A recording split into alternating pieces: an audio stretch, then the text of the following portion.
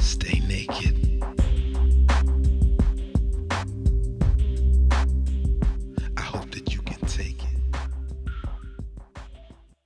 What can be learned from a story, woven out of fragmented moments of joy, pain, and blissful awareness? I wrote my first book, Flesh Mapping, in 2013. It was an invitation into co-creating a pedagogy, a way of learning through our shared narratives of place and politics, a way of mapping the injuries of the material, emotional, spiritual impact of all our many journeys of growth. Some may call it struggle, forced poverty, displacement, hunger, and war. As a child raised in war, I've learned many lessons. And in the art of living, I'm inviting some of my heroes, some of the people who walk with me, who have taught me to walk in beautiful ways, to see co-creation, to see community as our immunity to pain, to suffering, to wanting. Welcome. I'm your host, Sylvia Richardson, and this is The Art of Living. I am delighted to be joined by one of my heroes, Dr. Robyn Hahnel. He is the author of many books that I've enjoyed and that have informed my ideas about economics. His latest is Democratic Economic Planning. We're delighted to have you on our program, Robyn. Thank you for joining us. It's great to be with you, Sylvia. Now, we workers, we have experienced, a constant series of defeats. Beginning in the 1970s, it seems like the labor movement has been losing not just momentum, but we've been losing a lot of the battles that had been hard won. And so in this COVID moment, it's perhaps inspiring to think that we could have the knowledge of what the system has done to us so far to perhaps create a new way forward, a new path for workers and all people to have an economy that is democratic and that meets the needs of all people. In the States right now, we're seeing massive evictions of people. And of course, the government response is to blame the previous government, and without acknowledging that they're the ones in power, that they have a majority, and that they could do something about it. So how did you, a Harvard-educated professor, someone who, in many ways perhaps enjoys some privilege, became not just curious, but committed to the plight of workers? That's a good question, and there's a really specific answer. I had come, by the time I went to college, I had become very, very sympathetic to sort of liberal causes, including, the causes of unions and fair wages and safe working conditions, et cetera, et cetera. But in order for me to sort of become personally committed for the next 50 years of my life to fighting for social justice, social change, and a new and better kind of economy. What it took my government telling me that they were either going to send me to fight in Vietnam against the national liberation movement that I had a tremendous amount of respect and admiration for, or they were going to send me to jail. And that experience way back in 1969, I realize has had an incredible effect on my entire life ever since. And I think that is the kind of thing that most people have to go through in one way or another. You can be a victim of racial discrimination. You can be a victim of gender discrimination. Or you can be put in a situation like the one I was put in where, no, I don't trust my government. My government's not telling me to do the right thing. And I'm going to be stubborn, and I'm going to sort of fight for what's right. And so that was what happened to me. And I think for most people who become lifelong committed activists, some may be able to arrive at that point personally through a purely intellectual process. And I had gone through sort of an intellectual process, but I don't think that I would ever have been as stubborn and committed, to the various causes that I have sort of helped try to advance and fought for over the past 50 years if I hadn't had that personal experience in my own personal case, which is you're either going to go to jail or you're going to have to flee to Canada and become an exile, or you're going to have to go and fight and try to kill somebody who's trying to kill you when you actually think they're right. In so many ways, you know, the history of Latin America has been imprinted by blood. You know, there's so many invasions, U.S. invasions, and they all have one root, and that is power, right? Economic power in many ways, but it's power, really. At the end of the day, it's not really the resources, because the resource could be water, it could be oil, it could be anything. It really is about having power.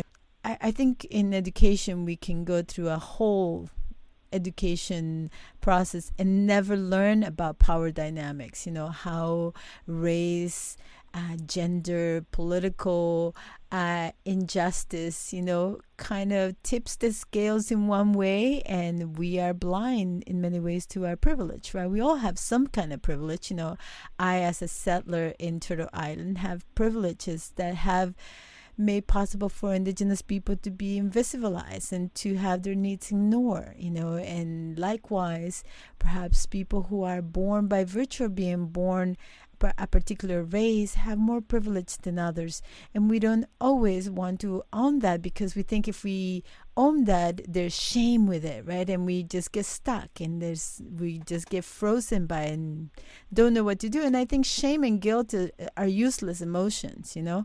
The key is to realize that, yeah, we have a flooded house, you know, it's got racism, it's got homophobia, it's got xenophobia, it's got all of these horrible things floating, and it's our responsibility to clean it up. You know, you don't just move in on a defective house and say, well, it was like that when I got here, so I'm not going to do anything. So I love that you have been very busy about, you know, not only fixing our house, but building it from the foundation up. So let's talk a little bit about the kinds of economics that have got us here and how we get out of it. The relationship between the United States and all of Latin America for the past 200 years has been one where the United States has exerted a kind of imperial dominance over the political and the economic processes, you know, in the rest of the New World. And it's part of why the resistance to imperialism and domestic capitalism, as sort of aided by U.S. outside forces, on average, in Latin America, we have seen sort of larger struggles, more significant struggles than have occurred inside the United States itself. And we're going through another wave of that. I mean, this is our second pink wave. So we had a pink wave back in the late 90s. We now are having a second pink wave in Latin America.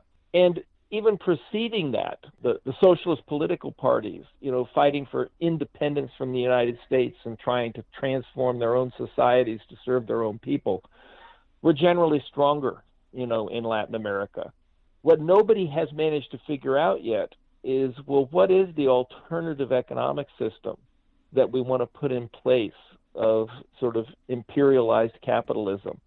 And I think, once again, the second pink wave in Latin America is sort of coming to the point where you're going to have to come up with better answers to those things than people have managed to come up with in the past. So thinking about what is the alternative, I think once again is probably on the agenda in Latin America more than it is here in the United States, where we're simply sort of getting a sigh of relief that we avoided full fascism under Trump's first administration and avoided a fascist coup d'etat attempt on the part of, you know, his forces in the Republican Party. And we'll see if we can manage to sort of ward that off in the middle of a terrible health pandemic.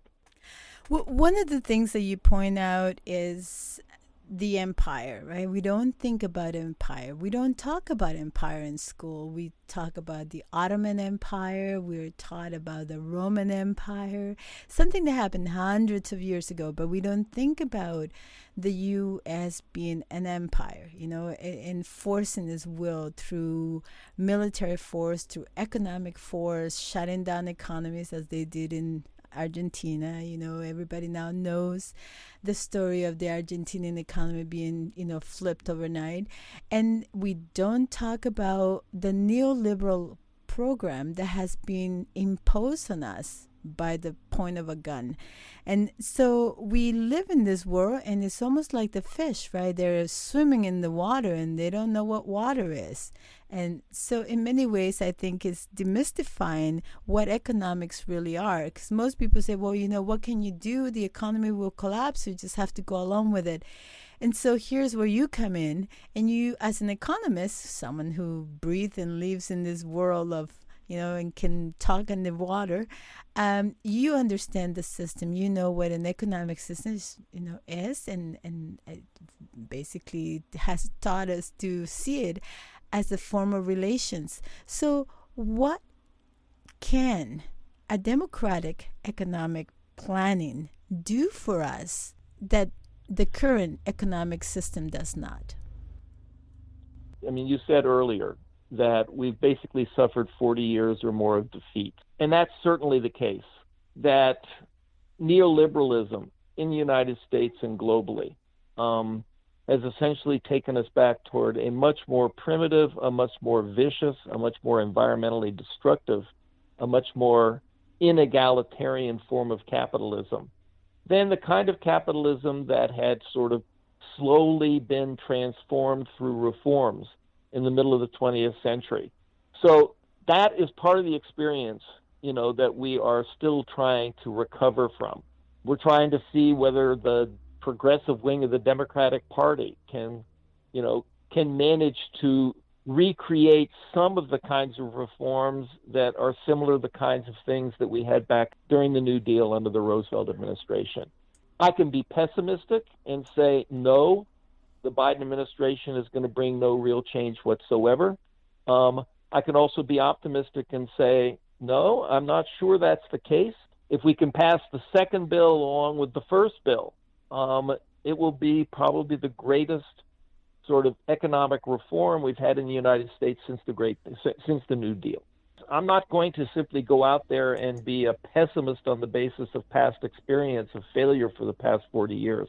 That's different from, have socialists managed to learn the lessons that we need to learn, over our own failures over the past 100 and so years.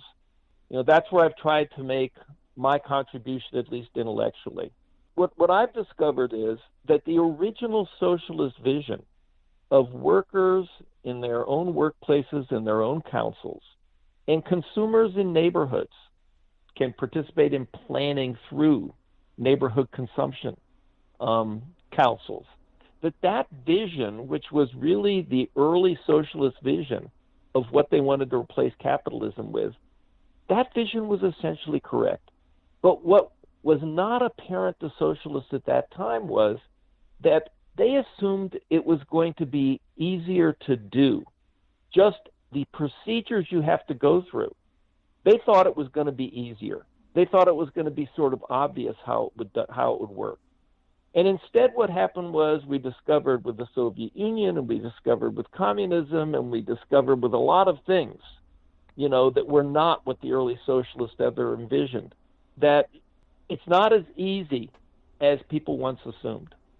You actually have to have answers to questions about how all sorts of different economic decisions are going to be made. And you can't assume that people are going to agree about everything. It's not just going to be a happy, harmonious situation where, all of a sudden, with no capitalist class of overlords, we're all going to miraculously agree about exactly what it is we want to do. And it's not going to be that we can just sit down and talk it out. You actually have to think through some procedures that are going to make all this work. And I've been working on that project for over 50 years now. And this last book, it tackles questions and issues that I had always left, as I can sort of make suggestions about how certain things can be done. And I'm pretty sure that this would work. I can sort of present evidence that it would work.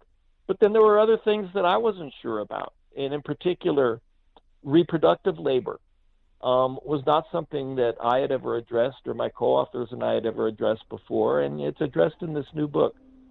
Investment planning, long-term development planning of different kinds. How do you do in long-term environmental planning? How do you do long-term education planning? How do you do long-term strategic international economic planning? And how would a desirable economy actually interact with other economies in the world? Some of which are going to be less developed, some of which are going to be more developed, some of which are going to have a system that's a sort of a decent kind of economic system, and some of which are going to still be very capitalist. And so what the new book does is basically provide a lot more concrete suggestions about how it is we could tackle those problems. And hopefully it takes us beyond simply continuing to say, we believe there's a better way.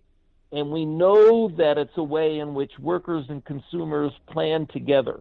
We have to be able to go beyond that now. In light of historical experience, in light of historical failures, and in particular in Latin America. The Cuban economy is not the answer. And Chavez in Venezuela came along and said, no, we need a 21st century socialism, and it's got to be a lot more democratic and a lot more participatory than the 20th century version that we sort of took over from the Soviet Union through Cuba and assumed that was the answer. But they didn't manage to implement that. In Peru and Bolivia, there's a sort of another chance. And these chances only come along every so often. There's a lot of bloodshed to get these chances. We need to put a lot of time and energy into when these chances come along. What have we learned from the past? What are the things we have to do, in order to avoid the outcome, which is the first pink wave fizzled out. We don't want the second pink wave to fizzle out in Latin America, and that means we have to do some things differently than people did during the first pink wave. As human beings, we have been under constant threat, and like our brains are not creative when you're constantly running, and so we need to collaborate with others. And I think the reason why Venezuela has managed to survive multitude of coup attempts by the United States in the last 8 years, right? There's been over 20 so far, and they just keep constantly aggressing them. Even during the COVID pandemic, sanctions were increased, and they stole over $190 billion. One of the people I interviewed said, that was an equivalent of 25 years of social services for our people.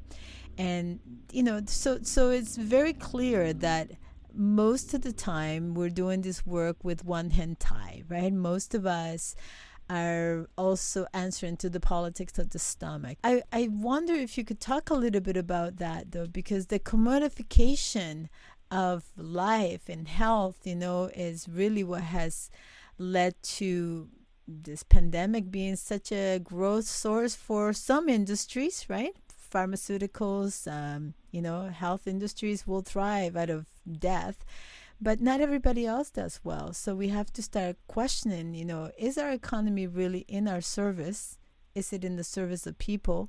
Or is it something that we've created? Because we all have to take a little responsibility when we allow governments to simply shirk responsibility and invade other nations in our name or blockade other nations in our names. We have to, as a populace, have to take responsibility. Who are we electing? How are we participating? It's not just about voting once every 4 years and then you forget. But at the same time, we also need to be willing to share that responsibility and realize it's not just you alone that will fix it. We all need to collaborate together. And so to me, one of the works that you have shared most impactfully is the idea of a participatory economy by the people and for the people. And I think that plays a big role in a democratic economic planning. In your book, you talk about income based on effort and need. Can you talk a little bit about what you mean by that?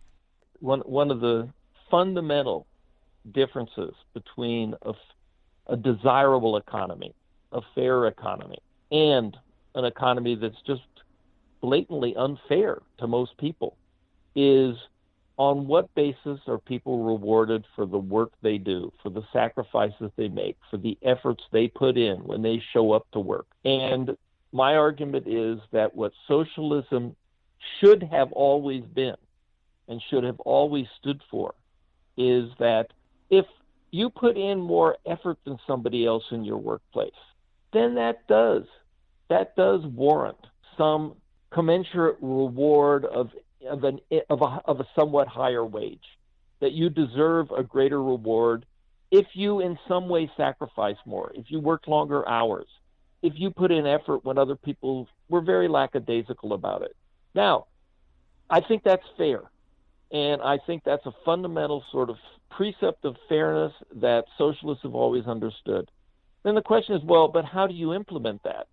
And what I've argued all along is there is no other way to implement that but to leave it up to workers amongst themselves in their own workplaces.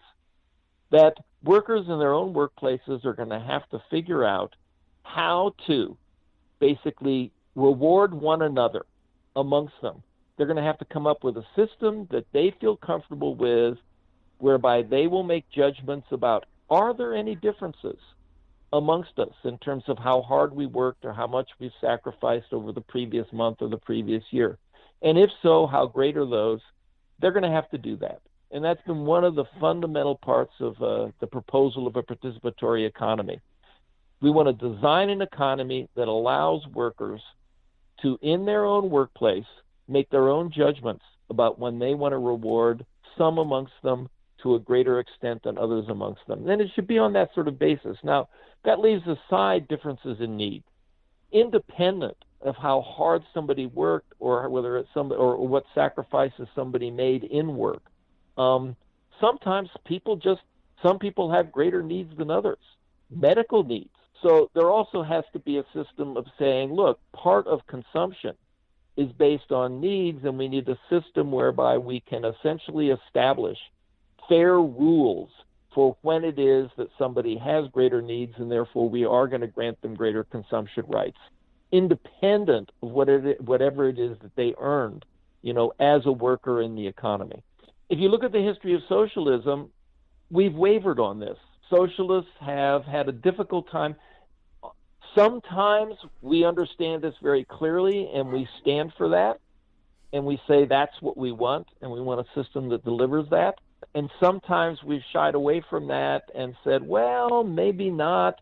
If somebody's work is more productive than somebody else's work, even if they didn't work any harder, well, then don't they deserve more? We've had a huge number of debates among socialists on this subject. That's one I think that we continue to need to get clearer and clearer about. And one of the things that I'm very proud of is I think that I've done a lot in previous publications, not just this last one, in explaining how you can reward people fairly, and it does not need to lead to inefficiency. It does not need to lead to the inefficient assignment of labor to different places where it's most productive. So reconciling efficiency with a fair system of reward, I think, is something that I take a great deal of pride in having made a contribution in demonstrating to my fellow socialists. We can do the fair thing. We do not sacrifice efficiency when we do that. One of the things that I really care about is the social determinants of health. We've been talking about pandemic. We've been talking about the imminent, ubiquitous nature of the future waves of pandemics. They're coming. We're told it's going to be never ending. You're going to have to get a shot every year, whatever. I was talking to an epidemiologist, and he said, the one thing we need to do is end poverty now. That would be a really good start to arrest the pandemic. We know that poverty makes people farther vulnerable to all kinds of illnesses, precarious homelessness, all of that. So I wonder if you could maybe talk a little bit about how an economy that perhaps included something like a UBI or a way to arrest that abject poverty, that level of displacement that our economic system under neoliberalism and the constant pillage model has created. One very short answer is this, that we recommend a UBI in a desirable economy. We basically say, look, when you're trying to design a desirable economy, and we call it a participatory economy, what are the essential features it has to have? So the question becomes, what if there's somebody who society thinks should work? They're not, young and still in school. They're not of retirement age. but they simply decide, I don't want to. And our answer is, we think there should be a UBI. We think that there should be a universal basic income. We also say, clearly, that should depend on the economic level of development of the country. That if you have a highly developed country, well, then it can afford a higher UBI, even for people who say, no, there's no reason I'm not working, but I just choose not to. If you are still a very underdeveloped economy, if your standard of living for everybody is still very low, then it's a lot harder to afford a universal basic income. It won't be as generous. But on that issue, we think that that's the answer to that question. I don't pretend to any great expertise in the health area. I mean, I've been reading the literature and listening to the debates about how we're handling pandemics or we're not handling it. One thing I feel very sure of is our healthcare system in the United States is about the worst in the world in terms of how it's organized compared to Canada, compared to every European country. You know, we have done it wrong. We've done it wrong since 1948. And a lot of other developed countries have done it a lot better, not even comparing ourselves to the Cuban system, which is phenomenally wonderful. So in the United States, on the other hand, we had the good fortune that we ended up with tremendous supplies of the vaccine. And our problem is we have a segment of the population that doesn't want to take them, and we have a healthcare system that is about as discombobulated and inefficient about getting the vaccines into people's arms as you could possibly imagine.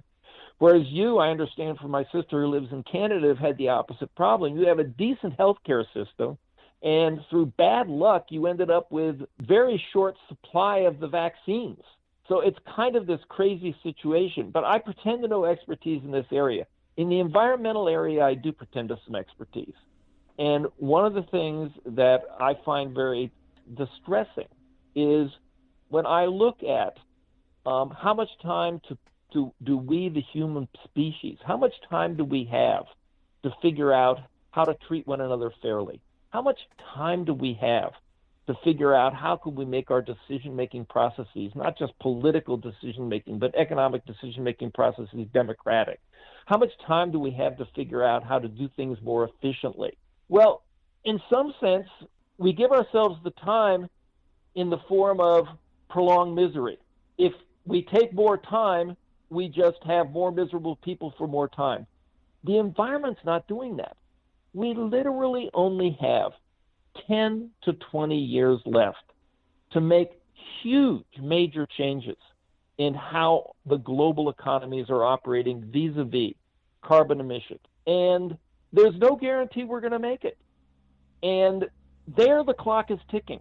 We don't get to give ourselves incompletes in economic justice and economic democracy and just come back the next year and try again. Not on this subject, not on the subject of climate change. And that's one thing that I also, spend a lot of time telling my fellow leftists. Look, do not tell people that we can't solve climate change until we have socialism, because frankly, we're not going to have socialism in time. So we better figure out a way, even with the burden of capitalism, even with the burden of administrations as, politically backward as the Biden administration, we better figure out a way to do something very, very dramatic on this front, both international negotiations and national and state policies. And I still believe it's possible. And that's one area in which I am crossing my fingers that the Biden administration is actually going to put us on the right path on that. And we're going to manage to launch some form of very imperfect, but at least a large something that that deserves the name of a Green New Deal. I mean, certainly in the case of where the United States will go and how the world will go, I think that how that turns out over the next 2 years of the Biden administration is going to say a lot about just how difficult circumstances are going to be for humanity going forward. Thank you again for being with us. Great being with you, Sylvia. Stay safe. Take care. Thank you for listening to The Art of Living. I'm an educational consultant and artist, authored. For more information about upcoming events, workshops, retreats, please reach out to sylviarichardson.com. Until next time, remember to be playful, to celebrate joy and to allow love in all your co-creations.